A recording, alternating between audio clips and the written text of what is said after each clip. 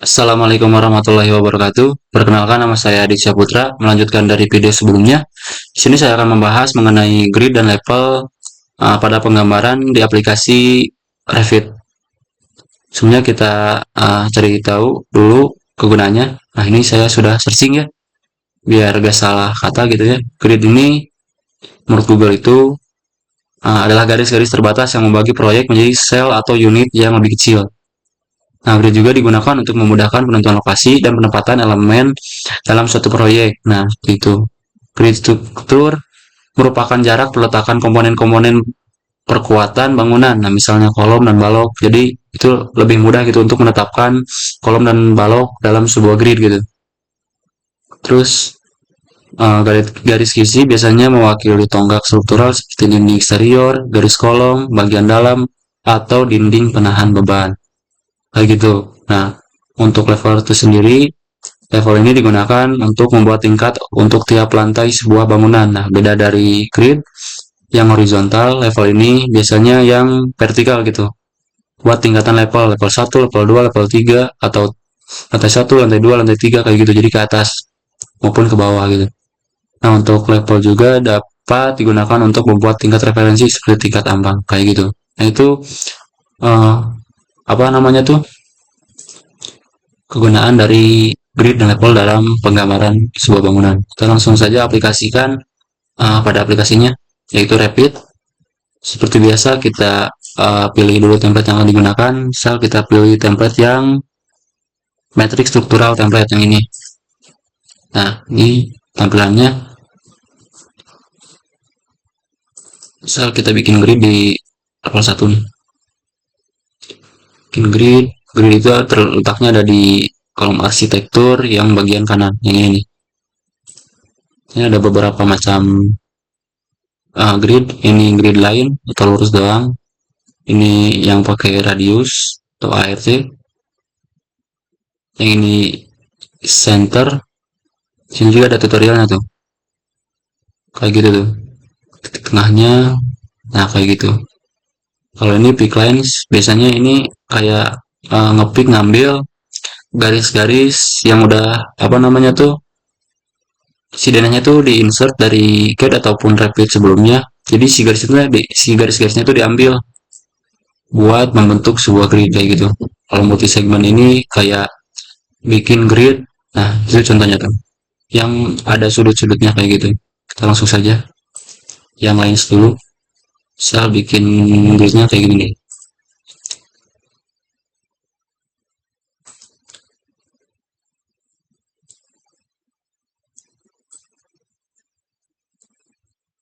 Nah, ini tinggal copy aja. Jaraknya misal 4 meter. Ini copy lagi 4 meter lagi. Misal bareng barusan move ya. Copy meter,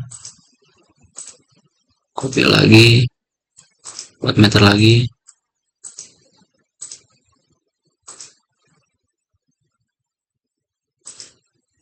Misal gridnya kayak gini. Terus yang untuk ke pinggirnya kita bikin lagi.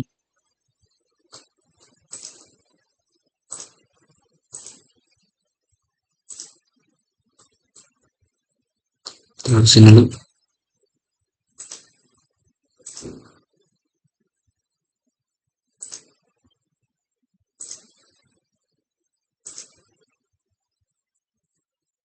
Bikin yang ke pinggirnya. Pinggir lagi yang lain.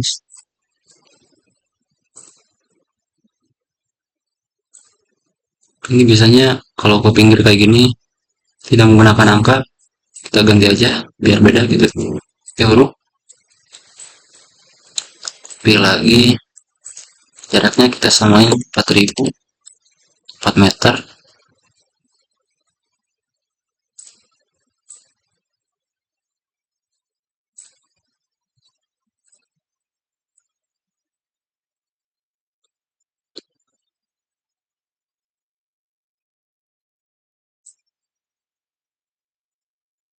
gitu.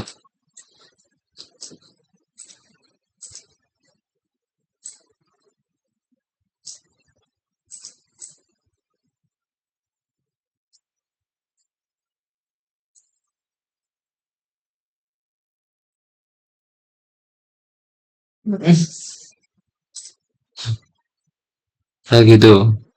Selanjutnya kita aplikasikan juga yang ini nih, yang pakai radius. Di sini juga sebenarnya ada tutorialnya nih, ada videonya. Caranya tuh bikin dulu kayak patokannya. Nah, lalu berapa radius ini, radiusnya. Kayak gitu. Yang ini, yang start and radius. Ini misal kita patokannya ini ke sini.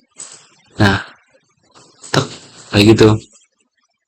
Untuk grid yang radius. Untuk yang center ini juga perlu patokan yang misal tengah lingkaran sini set. Nah, kayak gitu. Bikin lagi yang center. Kita klik juga yang di sini, skalanya lebih gede gitu. Kayak gitu tuh. Untuk grid yang center. Kita delete dulu lah. Oke.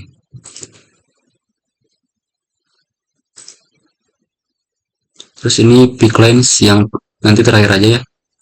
Terus yang multi segment.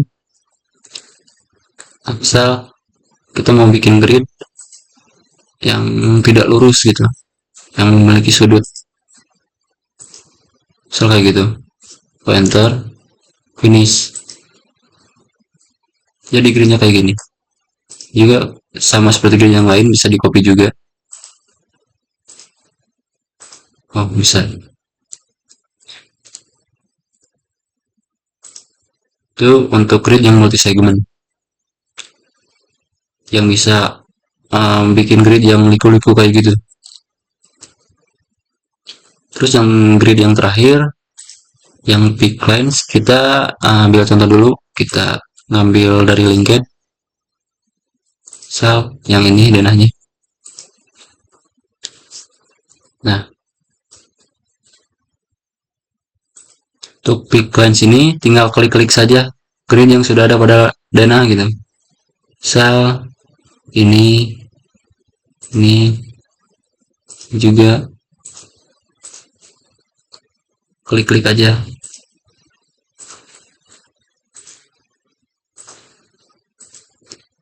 Lalu yang ke pinggirnya yang ini klik juga sama yang di gridnya gitu.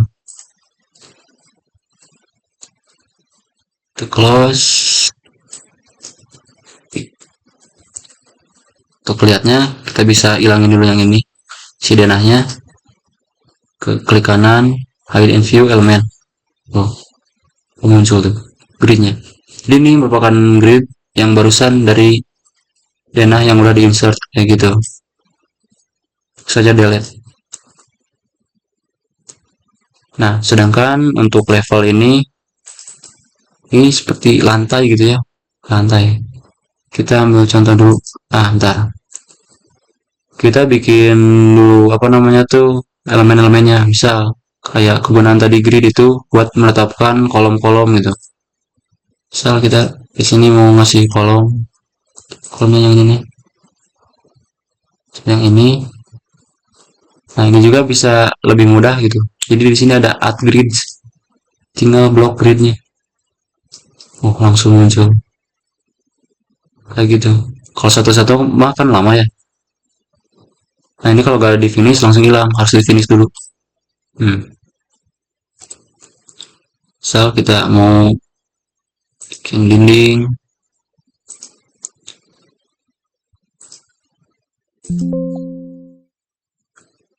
Karena dibikinnya di level 1 jadi gak kelihatan nih si dindingnya. Coba kita ke S. Nah, ternyata kolom yang kita bikin itu tadi letaknya ada di bawah.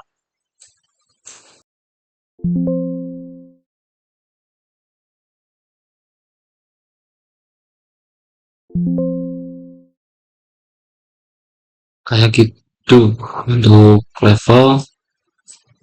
Nah,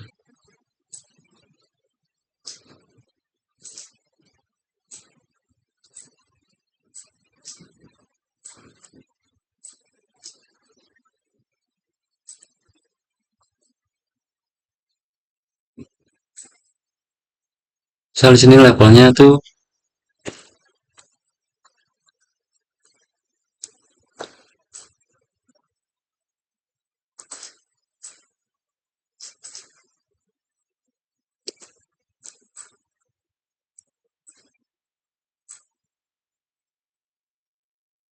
level 1, level 2. Nah, di level 2 itu ketinggiannya itu 3 meter kayak gitu.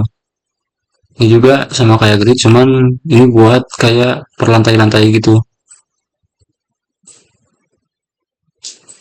Misal saya mau bikin lagi lantai 3-nya, bisa menggunakan kopi.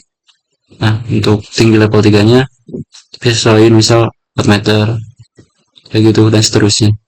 Untuk ke bawah berarti minus, ini bisa juga nih. Di sini keterangannya juga minus 1200. Ini bisa buat juga buat saya apa namanya itu basement gitu.